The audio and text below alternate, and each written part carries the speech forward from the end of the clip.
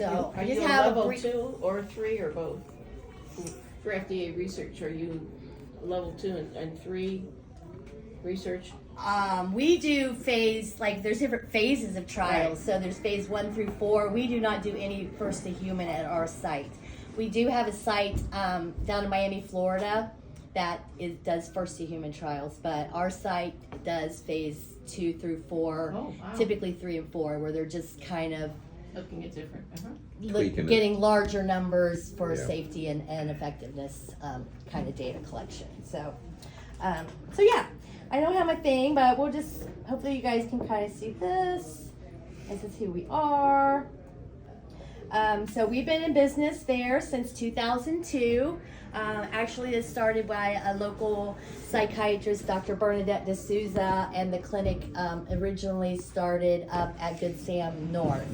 And as she expanded her capabilities, she moved to a larger suite in Elizabeth Place. And now we have a 5 exam room clinic plus 24-bed inpatient unit. So we have capability to do inpatient studies, which would be surgical studies and some of our antipsychotic medications for like bipolar and schizophrenia.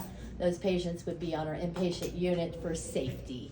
So Are I you just a have level 2 or 3 or both? For FDA research, are you level 2 and 3 research? We do there's different phases of trials. Right. So there's phase 1 through 4. We do not do any first to human at our site. We do have a site down in Miami, Florida that does first to human trials, but our site does phase 2 through 4, Oh, wow. typically 3 and 4, where they're just kind of Looking at different. Tweaking it. getting larger numbers for Yeah. safety and effectiveness kind of data collection. So yeah, I don't have my thing, but we'll just, hopefully you guys can kind of see this. This is who we are. So we've been in business there since 2002. Actually, this started by a local psychiatrist, Dr. Bernadette D'Souza, and the clinic originally started up at Good Sam North. And as she expanded her capabilities, she moved to a larger suite in Elizabeth Place. And now we have a 5 exam room clinic plus 24-bed inpatient unit. So we have capability to do inpatient studies, which would be surgical studies and some of our antipsychotic medications for like bipolar and schizophrenia. Those patients would be on our inpatient unit for safety. So we're in that process of washing them out, trial, and restabilizing them. Those patients typically stay on our unit for 4 to 6 weeks. So kind of exciting. So we're working with sponsors and volunteers to test and develop new medication therapies for psychiatric and other central nervous system conditions.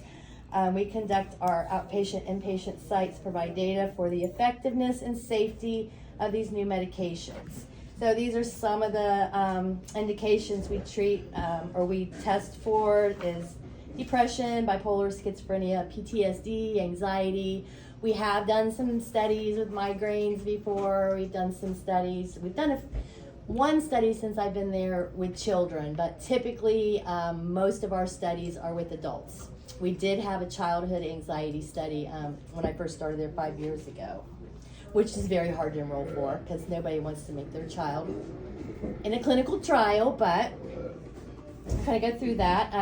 Our goal, and we are part of Evolution Research Group, which has about 13 sites across the country. We have sites in California, New York, Arkansas, Florida, here in Ohio, and Texas. So we have several different sites doing different things. And our goal is we recruit the patients, the study volunteers, and then we run the studies for the pharmaceutical company. We call our sponsors, and we collect the data for them to analyze. So we're going off the protocol. The protocol for each study is kind of like the Bible that you go by, and all of that's overseen by the FDA. So yeah, the Institutional Review Board at FDA ensures safety and the protection of our volunteers. And an Institutional Review Board, we have the local boards that we go through. So every piece of patient-facing material has to be approved by the IRB. And the IRB is made up of professionals, physicians, and maybe pharmacists and lay people as well. So they are looking at the material that we present to the patients to make sure it is not coercive in any way, misleading, things like that. So we're actually working on right now doing some outreach because we're going to have some schizophrenia studies coming up, and we're trying to keep some of our patients that have been in study engaged for what's coming up in a couple months. So we've been talking about some different types of, like, putting a care bag together and reaching out with that. We literally have to have IRB approval to put together a care bag to get to them. So we're just looking at maybe some hygiene items, self-care items, maybe adult coloring books, but whatever we're putting in, chapstick, whatever we're putting in there, everything has to be submitted and approved. So it's very strict and regulated, and it's all about making sure patients are safe. And I think it's important, especially in mental health research. I get a lot of pushback out here in the community for people saying, "You're not talking to my vulnerable patients. You're not taking them. You know, they're not your lab rat." And it's like, come on in now. Come on in. I don't know if I can get through. You might have to open this up. You could sit here, I Yeah, guess. we'll move here. Yeah. Or you can sit here. He's You can sit on this. He's ordering. He's ordering. Oh, okay. Yeah, so, So when you said that question, yeah, sure. so when you say we're not your lab rats, you get pushback from physicians not wanting their patients to be part of a study?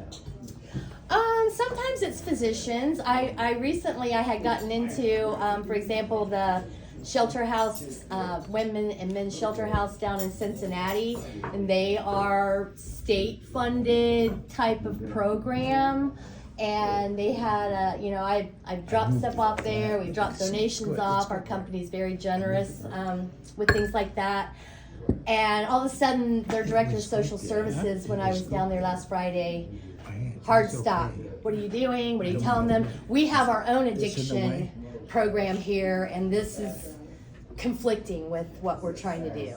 We go through Greater Cincinnati Behavioral. We don't want to take them off their stabilized medications. And I said, well, I'm sure these medications are on, and I have a slide with that. I'm sure you're using a lot of the medications that we help get to market. How do these medicines get to market? They have to go through this process. We have to have people willing to do this to ever get better treatments out there. So if you are not of the right mind to sign and understand a consent form, you cannot do a study at our site. So we've had schizophrenia patients that I thought I had pretty intelligent conversations with myself, and the psychiatrist will do their assessment with them and be like, Nah. yeah, Robin, they might have heard the money part of what the stipend could be for them, And it's but not a lot. they're not really understanding. And so, I mean, we're very strict, and our providers are very ethical on making sure that you have that kind of process in place for their safety. How do you get your studies? In other words, so you're one particular organization. So in your company is part of the ERG, and the ERG has multiple sites that are doing multiple studies, all kind of at the same time. So Right. how do you bid for that work? Well, we have a full business development team, and they have a lot of conferences, and they have the pharmaceutical company as well have these conferences where they're trying to get sites on board. So maybe us and 3 other sites will be doing the same study. But like some of our sites, like our Miami site's going to be doing a little bit different type of work. We have a couple sites specializing more in Alzheimer's type of studies. We haven't really done that here in Dayton. So we all kind of have our own little niche there. So sometimes multiple sites will get the study. And other clinical research companies are also bidding, and Typically, when you get into phase 3 and 4, they're looking at 500 to 1,500 patients, and it's a competitive enrollment. So once they reach those numbers in the United States and oftentimes in Europe too, a lot of these studies are going on and not just in the United States. So it's competitive enrollment. As soon as they reach their numbers, it's shut off. So does that make sense? Yes. Did that kind of answer your question? Yeah. But yeah, we have business development, and they're looking and they're working on the contracts with them to say, hey, we got to make sure you're paying for all these EKGs, or we're going to make sure you're paying for all these labs, or sometimes they'll include additional stipend for the patients for travel. We do provide travel to all of our patients if needed. We never want that to be a barrier for them being in study. We eat a lot of that cost ourselves, but sometimes the study sponsor will. Our bipolar study, I think they were offering up to $250 stipend for patients' travel expenses. So makes sense. Yes, ma'am? When I was working out of the VA, we were doing mainly phase 3 studies out there. Yeah. But one of the things that was a selling point was because of the rigid standards of what needs to be monitored so often and so frequently, which is not at the cost of the study subject. They actually were getting a more thorough follow-up Oh, than what absolutely. they would in private practice. Much more thorough, and we'll kind of touch base on that a little bit too. So there's different types of trials. There's treatment trials, which are test experimental treatments, combination of new drugs, new approaches to surgery, radiation, different therapies. There's prevention trials, what look for better ways to prevent disease in people who have never had them or prevent them from returning. There's diagnostic trials conducted to find better tests and procedures for diagnosing. And interestingly, we did a healthy volunteer study a couple years ago. Patients came in and got $150 for a single blood draw, and the study was for a new device to help diagnose a heart attack. So this little device, you do the blood draw. Typically, if you went into the emergency room, you would have to draw your blood, send it off to the lab, and stat lab, whatever. It still might take a couple hours or multiple hours. This device could detect the, it was Pitocin or something, the specific thing in your blood in less than 10 minutes. So helping with the accurately diagnosing somebody that's truly had a cardiac event. So that would be something That could be like a a new lifesaver. diagnostic.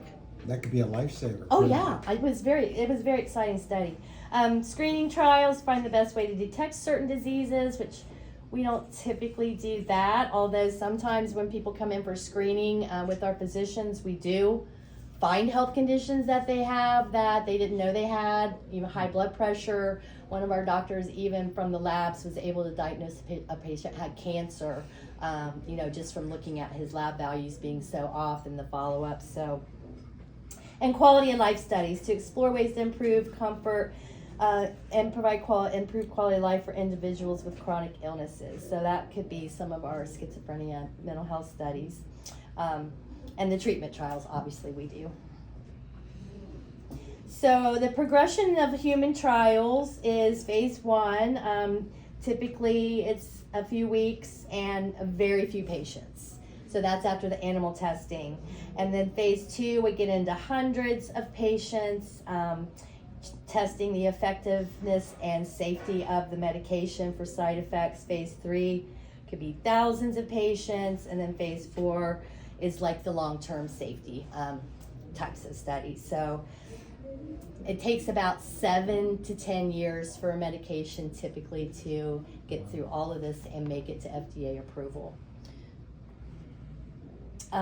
So some of the things with protection is, to me, it's so important to educate you guys because it truly is all about keeping people as safe as possible in a trial. We all know the horror stories of the Nazi Germany. I don't know if any of you guys know about the Tuskegee studies years ago, where they exploited black males in syphilis trials and didn't give them any of the study medication at all. They just let these people basically go off. And then there was a lady that helped with the cancer stuff too, where she had some weird genetic thing where her body fought this cancer, and they were using her blood. They were using her as a I've heard about human. that. There was a movie on that. wasn't They were there? using her without compensating her, and so years later her family did end up getting compensation for that. But there's a lot of that's led to these regulations and safety measures that are now in place. So part of our what we call good clinical practice training that everyone has to do at our company is kind of learning about the Belmont Report, which is ethical principles in the human subjects, and the GCP defines the roles and responsibility of the clinical trial sponsors. Investigators are our physicians, and the monitors are kind of the pharmaceutical company. I call them the auditors. So as we're doing a study, the monitors are coming in on a regular basis, reviewing our charts and data to make sure it's accurate, and just double checking safety. So that's kind of it. So right now, just the current studies we have enrolling, we have 4 different depression studies going on, and we have opioid addiction study, which we got 2 more studies, so we're going to be doing 3 different studies for opioid addiction. And in the pipeline coming up in the next couple months, I am excited that we're getting into some stem cell for orthopedics treatment, which right now some of the physicians are doing these in their office. Most of it is not covered by insurance. Anything in a clinical trial is no cost to the patient. So, Let me ask you, how could stem cells help orthopedics? if you have a bad knee and they're injecting the stem cells in there, it's just supposed to help with the healing process like 10 times better. Is that right? Yeah. Could you put him on? I know Dr. Paley, who is one of our orthopedic surgeons. All of our surgeons are board certified local surgeons that we work with. So I always share that with people because we don't have people flying in from different places. We have local, reputable board certified. We've done, in the pain management surgical trials, they do kind of soft tissue, bony tissue. So it might start out with molar extractions. We don't really do the molar extractions, but we were doing like bunionectomies. We've done shoulders, knees, knee replacements in the past, tummy tucks, breast augmentations, inguinal hernias are the types of soft tissue studies. So they like to see how the medication works on like cutting into bone versus cutting into soft tissue. And people get free surgery, plus they get paid. I mean, there's a lot of benefits and there's definitely some risks to being in a trial, but there's, to me, way more benefits than risks. So right now we've got that ramping up. Our bipolar, we do have some more in the pipeline. Our bipolar study just stopped. They just met their numbers for enrollment, but we're going to be getting some more bipolar and schizophrenia trials coming up. Do you know what these programs are coming up that before they release them? I do not have like the protocols on these yet, but like our business development team does. If there are any good ones, let us know. I will. I mean, we don't ever have trouble enrolling for the abdominoplasty tummy tuck because every woman wants a free tummy tuck, and it's crazy. Like, certain studies, they are beating down our door, and then like the schizophrenia, bipolar studies, those patients can be very, very elusive and challenging. That's where my job comes in, and I do a lot of outreach, street outreach, soup kitchens, shelters, and place to find these people. And of course, we prefer to work with providers. We're working on a provider agreement right now with South Community Behavioral, and one of our PAs came from there, so they're very interested in working with us. And we have a couple, we have a behavioral health practice down in Middletown. We have a provider agreement where they kind of educate the patients and review. What are you laughing about? Are you laughing at me? No. Okay, so those are kind of what we have coming up. Oh, there's my little picture of the brain. These are some of the medications our site, or ERG, has helped bring to market. Some of these I'm sure you've heard on commercials. The Vraylar is a very popular one right now for bipolar. Davigo is insomnia. These are just a few of the ones that we have. We have depression ones. Invega Sustenna is a long-acting injectable. So the long-acting injectables for like schizophrenia were a game changer because these patients are very non-compliant with their medications. They get feeling better on their meds and think they don't need them anymore. So, and even like the Vivitrol, which is a monthly, we were part of the Vivitrol and Subutex study, but the Vivitrol is a long-acting injectable for addiction. But these long-acting, like they can come in and get a shot once a month, and they're good. So those were huge coming to the market, and the Risperidol is another very common one. Abilify is a very common one that's used quite a bit. So just quickly what to expect, because people don't know what to expect to be a study volunteer. Typically pre-screening and screening process with the study coordinator and physician. So we do a ton of advertising on Facebook, TikTok, different radio, TV. So lots of patients are just clicking on those ads and we're getting their contact information. So typically they would go through a pre-screening process with our recruitment phone screeners, and they have a very detailed script. They have maybe a depression questionnaire you have to answer and basic health questions. And if they look like a good fit for the study, we schedule them to come in. At our site, if people are qualified to come in for a screening, they will get paid $50, and they will get up to an hour with the physician. I mean, when do you ever get an hour with your physician? And they're doing detailed assessments, and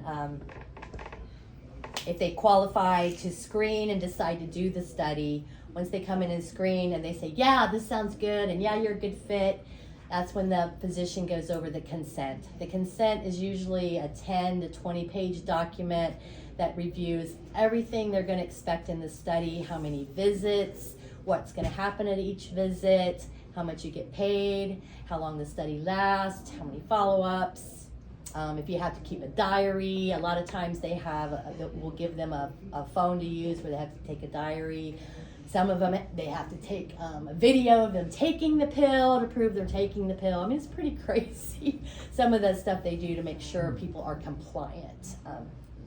So if they come in and they are actually qualified to screen, they're getting health assessments such as blood draws, reviewing specific labs. Almost every visit you get an EKG, you'll get a blood screen, blood pressure, general physical and mental health assessment. So visits at our clinic with a patient will last anywhere from an hour and a half to 4 to 6 hours.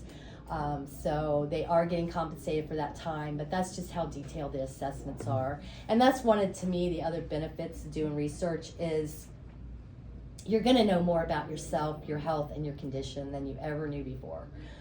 To me, that's one of the benefits. Even if you just come in and pre-screen to learn about it, you're going to learn a little bit more. We have to, by FDA law, regulation, explain and give them other options to treatments, as well as the risks and the benefits, so they can make a truly informed decision if they want to volunteer.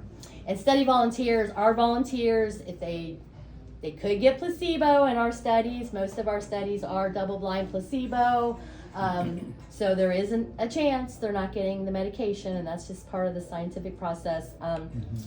So if they're not seeing the benefits and they're feeling worse, maybe in a depression study, then withdraw from the study. You would get compensated up to the point you participate.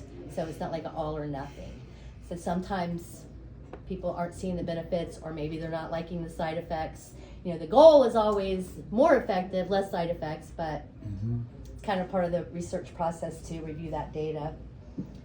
So they can make an informed decision, and then studies range in length from 1 or 2 visits to multiple visits in months. The bipolar study we had, sometimes they offer a free 1-year extension.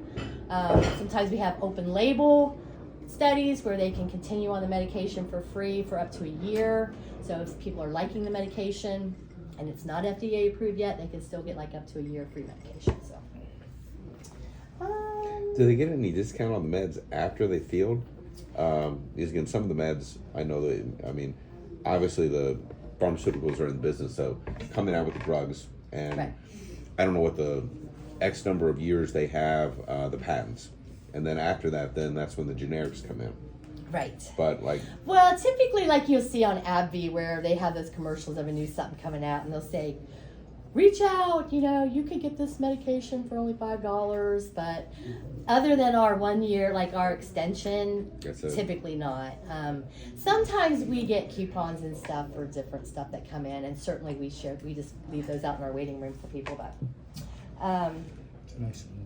so just the importance real quickly, no medications get to market without going through this process. Our volunteers, we call our medical heroes because they are, absolutely critical in our need to advance science.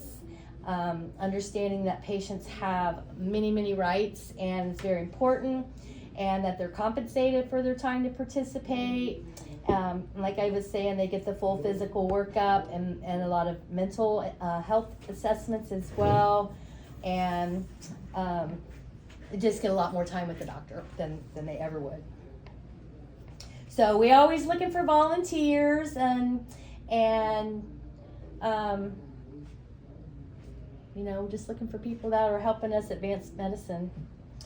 How can we help you? Hopefully I've helped at least educate you a little bit better on what to expect or know, or not to be intimidated to go in.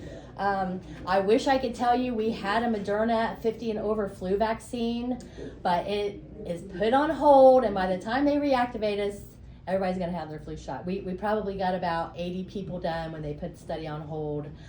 My aunt was able to do it. So if you were getting a flu shot, you could get $300 just to get the flu shot, basically. And that one you did not. And when we did the COVID study, people got $3,500 to get the COVID vaccine. I mean, it was insane. So it's a good way to make a little extra money as well. Keep me on your list. where were? Put us on your list. Yeah, I must have missed a call or something. We didn't really have any trouble rolling for that.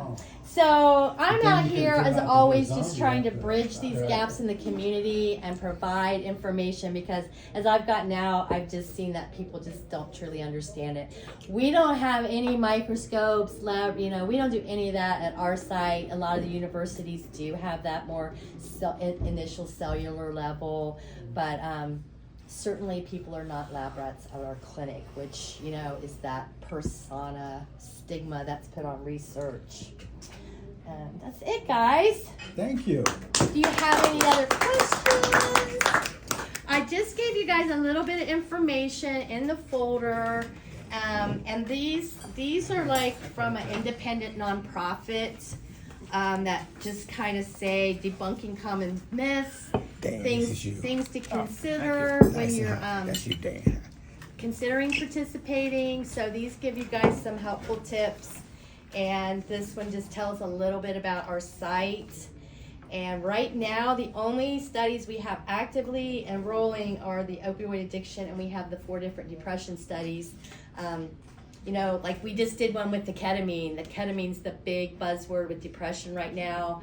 That study, finished fast. Everybody wanted to do it. Everybody wanted to try the ketamine. So sometimes we get at the medications that are already FDA approved for one thing that we're trialing to see if it works. Like sometimes we did a study, and I can't think of the name of the med, but it was already FDA approved for anxiety, but they were trialing it for PTSD.